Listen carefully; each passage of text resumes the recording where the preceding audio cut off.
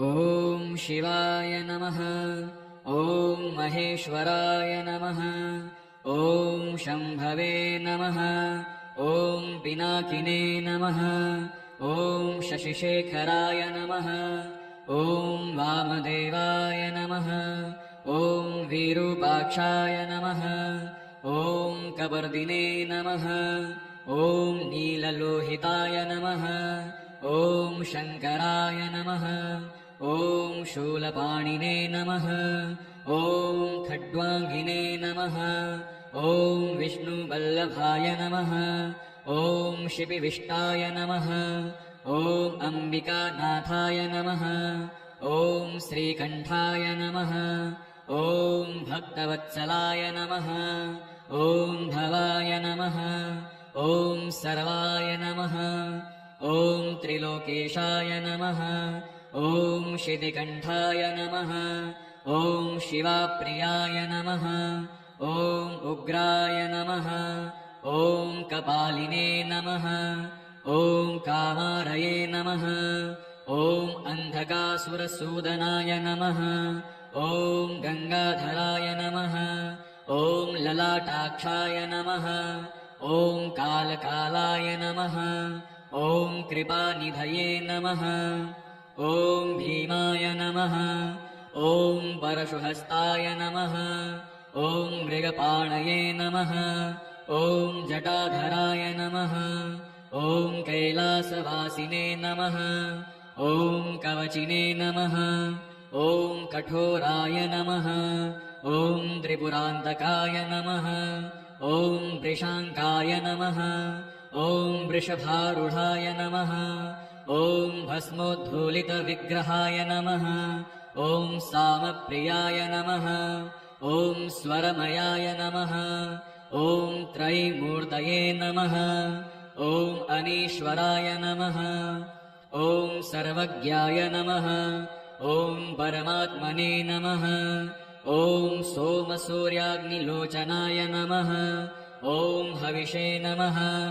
ॐ यज्ञमयाय नमः। ॐ सोमाय नमः।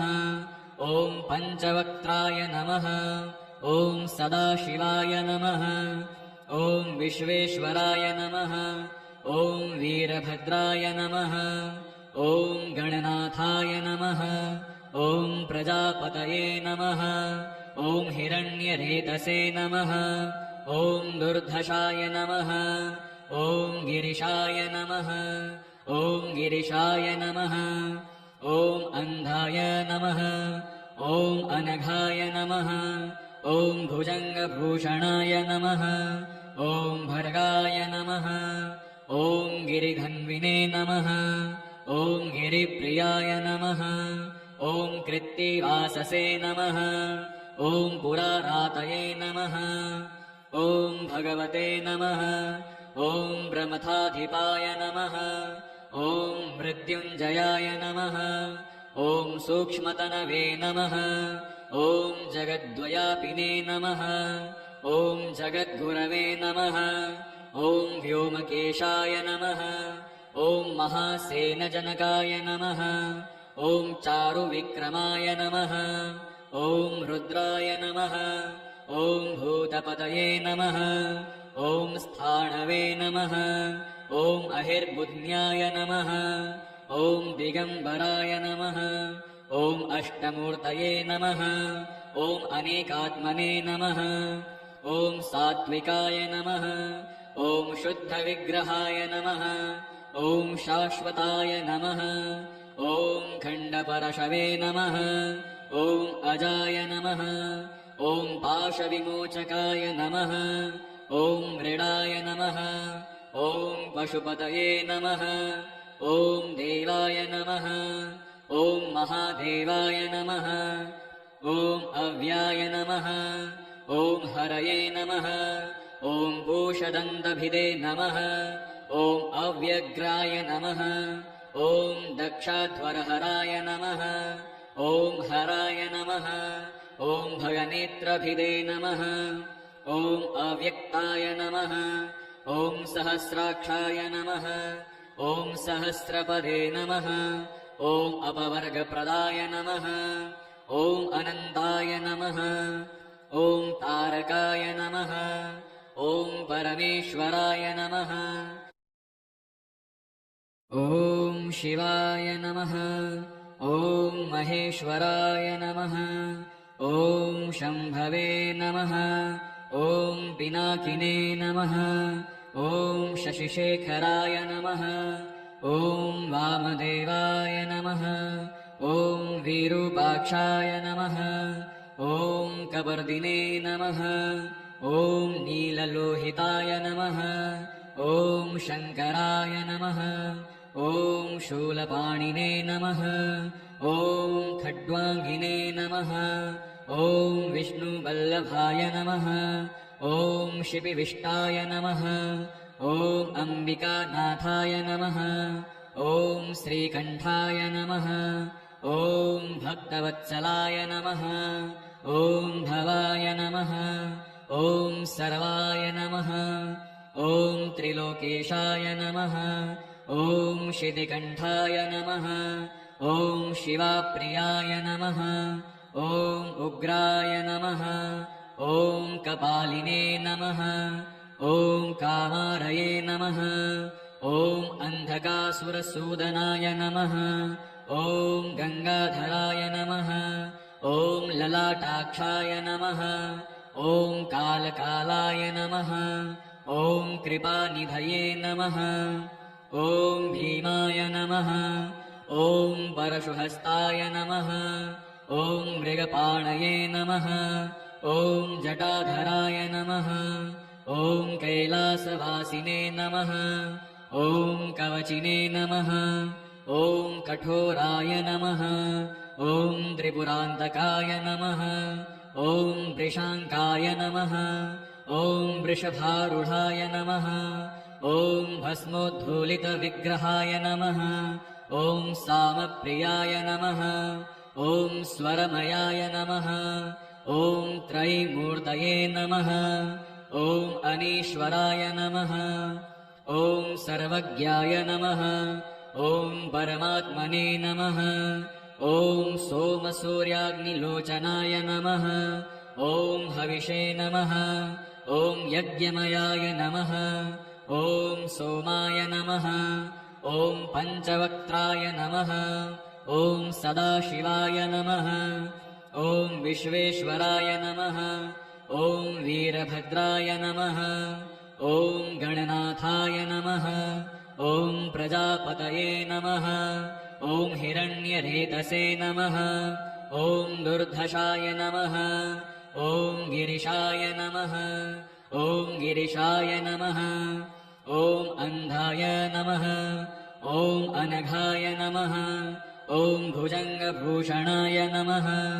ॐ भर्गाय नमः ॐ गिरिघन्विने नमः ॐ गिरिप्रियाय नमः ॐ कृत्तिवाससे नमः ॐ पुरारातये नमः ॐ भगवते नमः ॐ प्रमथाधिपाय नमः ॐ मृत्युञ्जयाय नमः ॐ सूक्ष्मतनवे नमः ॐ जगद्वयापिने नमः ॐ जगद्गुरवे नमः ॐ व्योमकेशाय नमः ॐ महासेनजनकाय नमः ॐ चारुविक्रमाय नमः ॐ रुद्राय नमः ॐ भूतपतये नमः ॐ स्थाणवे नमः ॐ अहिर्बुध्न्याय नमः ॐ दिगम्बराय नमः ॐ अष्टमूर्तये नमः ॐ अनेकात्मने नमः ॐ सात्विकाय नमः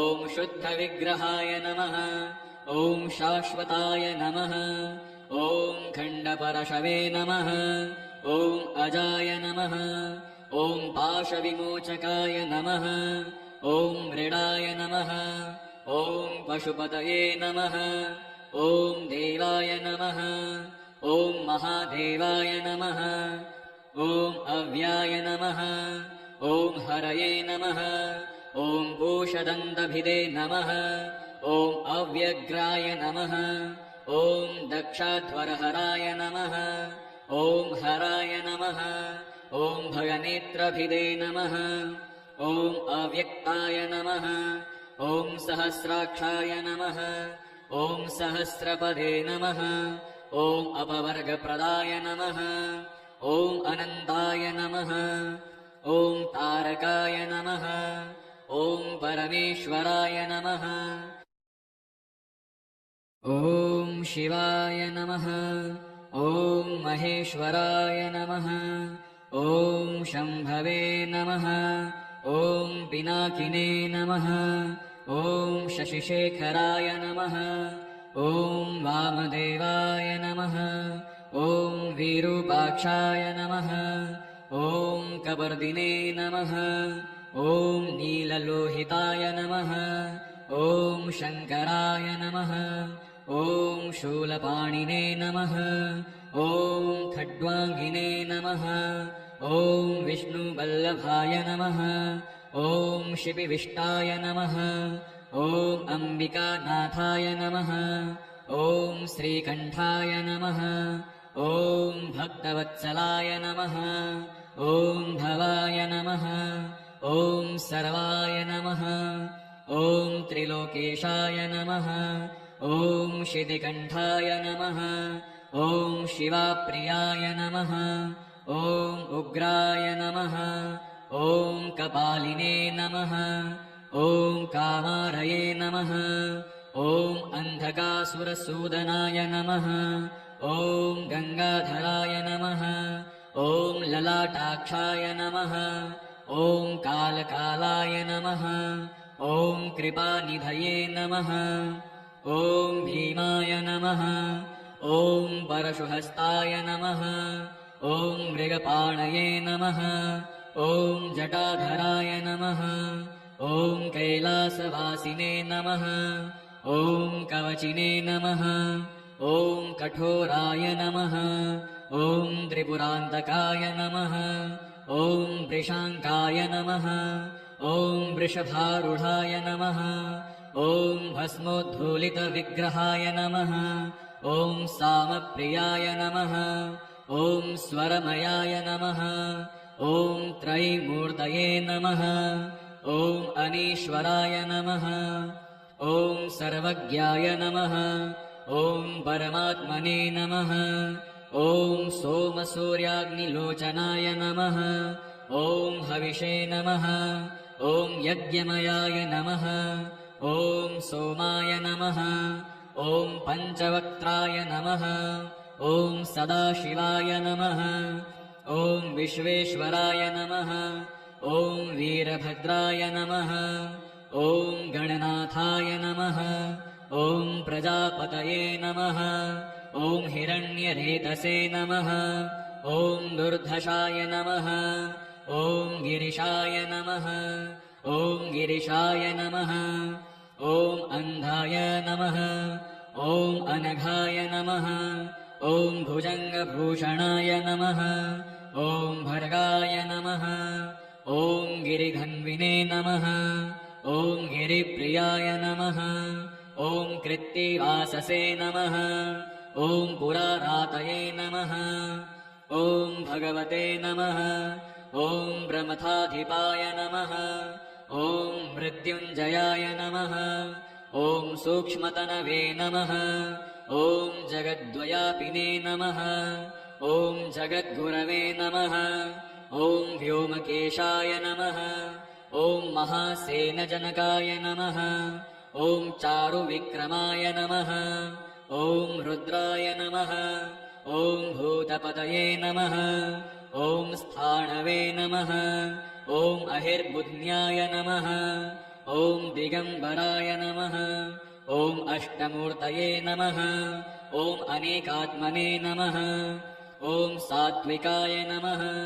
ॐ शुद्धविग्रहाय नमः ॐ शाश्वताय नमः ॐ खण्डपरशवे नमः ॐ अजाय नमः ॐ पाशविमोचकाय नमः ॐ मृडाय नमः ॐ पशुपतये नमः ॐ देवाय नमः ॐ महादेवाय नमः ॐ अव्याय नमः ॐ हरये नमः ॐ पूषदन्तभिदे नमः ॐ अव्यग्राय नमः ॐ दक्षाध्वरहराय नमः ॐ हराय नमः ॐ भगनेत्रभिदे नमः ॐ अव्यक्ताय नमः ॐ सहस्राक्षाय नमः ॐ सहस्रपदे नमः ॐ अपवर्गप्रदाय नमः ॐ अनन्ताय नमः ॐ तारकाय नमः ॐ परमेश्वराय नमः ॐ शिवाय नमः ॐ महेश्वराय नमः ॐ शम्भवे नमः ॐ पिनाकिने नमः ॐ शशिशेखराय नमः ॐ वामदेवाय नमः ॐ विरूपाक्षाय नमः ॐ कपर्दिने नमः ॐ नीललोहिताय नमः ॐ शङ्कराय नमः ॐ शूलपाणिने नमः ॐ खड्वाङ्गिने नमः ॐ विष्णुवल्लभाय नमः ॐ शिपिविष्टाय नमः ॐ अम्बिकानाथाय नमः ॐ श्रीकण्ठाय नमः ॐ भक्तवत्सलाय नमः ॐ भवाय नमः ॐ सर्वाय नमः ॐ त्रिलोकेशाय नमः ॐ शितिकण्ठाय नमः ॐ शिवाप्रियाय नमः ॐ उग्राय नमः ॐ कपालिने नमः ॐ कामारये नमः ॐ अन्धकासुरसूदनाय नमः ॐ गङ्गाधराय नमः ॐ ललाटाक्षाय नमः ॐ कालकालाय नमः ॐ कृपानिधये नमः ॐ भीमाय नमः ॐ परशुहस्ताय नमः ॐ मृगपाणये नमः ॐ जटाधराय नमः ॐ कैलासवासिने नमः ॐ कवचिने नमः ॐ कठोराय नमः ॐ त्रिपुरान्तकाय नमः ॐ वृषाङ्काय नमः ॐ वृषभारूढाय नमः ॐ भस्मोद्धूलितविग्रहाय नमः ॐ सामप्रियाय नमः ॐ स्वरमयाय नमः ॐ त्रयीमूर्तये नमः ॐ अनीश्वराय नमः ॐ सर्वज्ञाय नमः ॐ परमात्मने नमः ॐ सोमसूर्याग्निलोचनाय नमः ॐ हविषे नमः ॐ यज्ञमयाय नमः ॐ सोमाय नमः ॐ पञ्चवक्त्राय नमः ॐ सदाशिवाय नमः ॐ विश्वेश्वराय नमः ॐ वीरभद्राय नमः ॐ गणनाथाय नमः ॐ प्रजापतये नमः ॐ हिरण्यरेतसे नमः ॐ दुर्धशाय नमः ॐ गिरिशाय नमः ॐ गिरिशाय नमः ॐ अन्धाय नमः ॐ अनघाय नमः ॐ भुजङ्गभूषणाय नमः ॐ भर्गाय नमः ॐ गिरिघन्विने नमः ॐ गिरिप्रियाय नमः ॐ कृत्तिवाससे नमः ॐ पुरारातये नमः ॐ भगवते नमः ॐ प्रमथाधिपाय नमः ॐ मृत्युञ्जयाय नमः ॐ सूक्ष्मतनवे नमः ॐ जगद्वयापिने नमः ॐ जगद्गुरवे नमः ॐ व्योमकेशाय नमः ॐ महासेनजनकाय नमः ॐ चारुविक्रमाय नमः ॐ रुद्राय नमः ॐ भूतपतये नमः ॐ स्थाणवे नमः ॐ अहिर्बुध्न्याय नमः ॐ दिगम्बराय नमः ॐ अष्टमूर्तये नमः ॐ अनेकात्मने नमः ॐ सात्विकाय नमः ॐ शुद्धविग्रहाय नमः ॐ शाश्वताय नमः ॐ खण्डपरशवे नमः ॐ अजाय नमः ॐ पाशविमोचकाय नमः ॐ मृडाय नमः ॐ पशुपतये नमः ॐ देवाय नमः ॐ महादेवाय नमः। ॐ अव्याय नमः। ॐ हरये नमः। ॐ पूषदन्तभिदे नमः। ॐ अव्यग्राय नमः। ॐ दक्षाध्वरहराय नमः। ॐ हराय नमः। ॐ भगनेत्रभिदे नमः। ॐ अव्यक्ताय नमः। ॐ सहस्राक्षाय नमः। ॐ सहस्रपदे नमः। ॐ अपवर्गप्रदाय नमः। ॐ अनन्ताय नमः। ॐ तारकाय नमः। ॐ परमेश्वराय नमः। ॐ शिवाय नमः। ॐ महेश्वराय नमः। ॐ शम्भवे नमः। ॐ पिनाकिने नमः। ॐ शशिशेखराय नमः। ॐ वामदेवाय नमः। ॐ विरूपाक्षाय नमः। ॐ कपर्दिने नमः। ॐ नीललोहिताय नमः। ॐ शङ्कराय नमः। ॐ शूलपाणिने नमः। ॐ खड्वाङ्गिने नमः। ॐ विष्णुवल्लभाय नमः। ॐ शिपिविष्टाय नमः। ॐ अम्बिकानाथाय नमः। ॐ श्रीकण्ठाय नमः। ॐ भक्तवत्सलाय नमः। ॐ भवाय नमः। ॐ सर्वाय नमः। ॐ त्रिलोकेशाय नमः। ॐ शितिकण्ठाय नमः। ॐ शिवाप्रियाय नमः। ॐ उग्राय नमः। ॐ कपालिने नमः। ॐ कामारये नमः। ॐ अन्धकासुरसूदनाय नमः। ॐ गङ्गाधराय नमः। ॐ ललाटाक्षाय नमः। ॐ कालकालाय नमः। ॐ कृपानिधये नमः। ॐ भीमाय नमः। ॐ परशुहस्ताय नमः। ॐ मृगपाणये नमः। ॐ जटाधराय नमः। ॐ कैलासवासिने नमः। ॐ कवचिने नमः। ॐ कठोराय नमः। ॐ त्रिपुरान्तकाय नमः। ॐ वृषाङ्काय नमः। ॐ वृषभारूढाय नमः। ॐ भस्मोद्धूलितविग्रहाय नमः। ॐ सामप्रियाय नमः। ॐ स्वरमयाय नमः। ॐ त्रयीमूर्तये नमः। ॐ अनीश्वराय नमः। ॐ सर्वज्ञाय नमः। ॐ परमात्मने नमः। ॐ सोमसूर्याग्निलोचनाय नमः। ॐ हविषे नमः। ॐ यज्ञमयाय नमः। ॐ सोमाय नमः। ॐ पञ्चवक्त्राय नमः। ॐ सदाशिवाय नमः। ॐ विश्वेश्वराय नमः। ॐ वीरभद्राय नमः। ॐ गणनाथाय नमः। ॐ प्रजापतये नमः। ॐ हिरण्यरेतसे नमः। ॐ दुर्धशाय नमः। ॐ गिरिशाय नमः।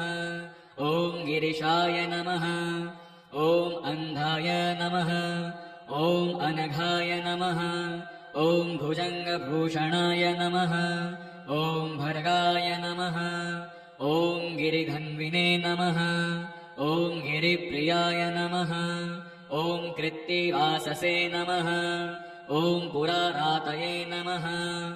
ॐ भगवते नमः। ॐ प्रमथाधिपाय नमः। ॐ मृत्युञ्जयाय नमः। ॐ सूक्ष्मतनवे नमः। ॐ जगद्वयापिने नमः। ॐ जगद्गुरवे नमः। ॐ व्योमकेशाय नमः। ॐ महासेनजनकाय नमः। ॐ चारुविक्रमाय नमः। ॐ रुद्राय नमः। ॐ भूतपतये नमः। ॐ स्थाणवे नमः। ॐ अहिर्बुध्न्याय नमः। ॐ दिगम्बराय नमः। ॐ अष्टमूर्तये नमः। ॐ अनेकात्मने नमः। ॐ सात्विकाय नमः। ॐ शुद्धविग्रहाय नमः। ॐ शाश्वताय नमः। ॐ खण्डपरशवे नमः। ॐ अजाय नमः।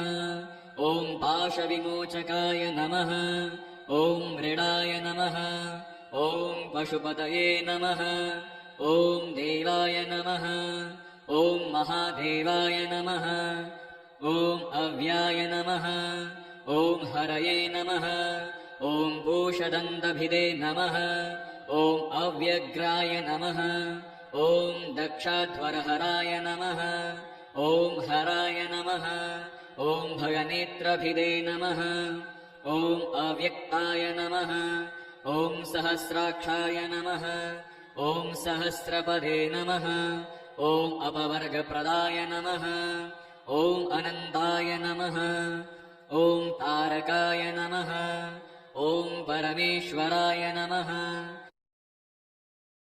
ॐ शिवाय नमः ॐ महेश्वराय नमः ॐ शम्भवे नमः ॐ पिनाकिने नमः ॐ शशिशेखराय नमः ॐ वामदेवाय नमः ॐ विरूपाक्षाय नमः ॐ कपर्दिने नमः ॐ नीललोहिताय नमः ॐ शङ्कराय नमः ॐ शूलपाणिने नमः ॐ खड्वाङ्गिने नमः ॐ विष्णुवल्लभाय नमः ॐ शिपिविष्टाय नमः ॐ अम्बिकानाथाय नमः ॐ श्रीकण्ठाय नमः ॐ भक्तवत्सलाय नमः ॐ भवाय नमः ॐ सर्वाय नमः ॐ त्रिलोकेशाय नमः ॐ शितिकण्ठाय नमः ॐ शिवाप्रियाय नमः ॐ उग्राय नमः ॐ कपालिने नमः ॐ कामारये नमः ॐ अन्धकासुरसूदनाय नमः ॐ गङ्गाधराय नमः ॐ ललाटाक्षाय नमः ॐ कालकालाय नमः ॐ कृपानिधये नमः ॐ भीमाय नमः ॐ परशुहस्ताय नमः ॐ मृगपाणये नमः ॐ जटाधराय नमः ॐ कैलासवासिने नमः ॐ कवचिने नमः ॐ कठोराय नमः ॐ त्रिपुरान्तकाय नमः ॐ वृषाङ्काय नमः ॐ वृषभारूढाय नमः ॐ भस्मोद्धूलितविग्रहाय नमः ॐ सामप्रियाय नमः ॐ स्वरमयाय नमः ॐ त्रयीमूर्तये नमः ॐ अनीश्वराय नमः ॐ सर्वज्ञाय नमः ॐ परमात्मने नमः ॐ सोमसूर्याग्निलोचनाय नमः ॐ हविषे नमः ॐ यज्ञमयाय नमः ॐ सोमाय नमः ॐ पञ्चवक्त्राय नमः ॐ सदाशिवाय नमः ॐ विश्वेश्वराय नमः ॐ वीरभद्राय नमः ॐ गणनाथाय नमः ॐ प्रजापतये नमः ॐ हिरण्यरेतसे नमः ॐ दुर्धशाय नमः ॐ गिरिशाय नमः ॐ गिरिशाय नमः ॐ अन्धाय नमः ॐ अनघाय नमः ॐ भुजङ्गभूषणाय नमः ॐ भर्गाय नमः ॐ गिरिघन्विने नमः ॐ गिरिप्रियाय नमः ॐ कृत्तिवाससे नमः ॐ पुरारातये नमः ॐ भगवते नमः ॐ ब्रह्मथाधिपाय नमः ॐ मृत्युञ्जयाय नमः ॐ सूक्ष्मतनवे नमः ॐ जगद्वयापिने नमः ॐ जगद्गुरवे नमः ॐ व्योमकेशाय नमः ॐ महासेनजनकाय नमः ॐ चारुविक्रमाय नमः ॐ रुद्राय नमः ॐ भूतपतये नमः ॐ स्थाणवे नमः ॐ अहिर्बुध्न्याय नमः ॐ दिगम्बराय नमः ॐ अष्टमूर्तये नमः ॐ अनेकात्मने नमः ॐ सात्विकाय नमः ॐ शुद्धविग्रहाय नमः ॐ शाश्वताय नमः ॐ खण्डपरशवे नमः ॐ अजाय नमः ॐ पाशविमोचकाय नमः ॐ मृडाय नमः ॐ पशुपतये नमः ॐ देवाय नमः ॐ महादेवाय नमः ॐ अव्याय नमः ॐ हरये नमः ॐ पूषदन्तभिदे नमः ॐ अव्यग्राय नमः ॐ दक्षाध्वरहराय नमः ॐ हराय नमः ॐ भगनेत्रभिदे नमः ॐ अव्यक्ताय नमः ॐ सहस्राक्षाय नमः ॐ सहस्रपदे नमः ॐ अपवर्गप्रदाय नमः ॐ अनन्ताय नमः ॐ तारकाय नमः ॐ परमेश्वराय नमः